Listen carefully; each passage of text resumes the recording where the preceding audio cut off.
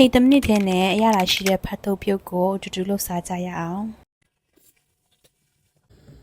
ဒါတော့ဂျပန်ကုန်တက်နေဝင်လာတဲ့ဖတ်ထုတ်ဖြစ်ပါတယ်ပုံမှန်ဆိုလို့ရှိရင်တော့ဖတ်ထုတ်ကိုကိုယ်တိုင်ထုတ်ပြီးတော့လှုပ်ရှားဖြစ်တာများရေပေါ့နော်အရင်ဦးဆုံး unit ပွက်ဆူအောင်ထားမယ်ပေါ့နော်ပွက်ပြီးဆိုမှဖတ်ထုတ်လေးကိုထည့်မယ်ပြီးလို့ရှိရင်ပွက်လာပြီဆိုလို့ရှိရင်တော့ပကံလေးထဲမှာထည့်ပါမယ်ရှင်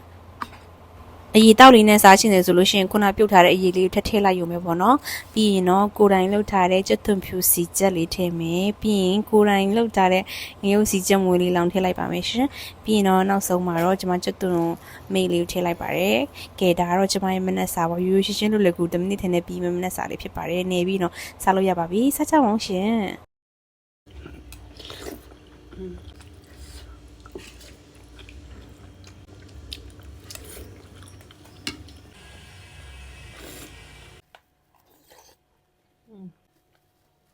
然后好了呗，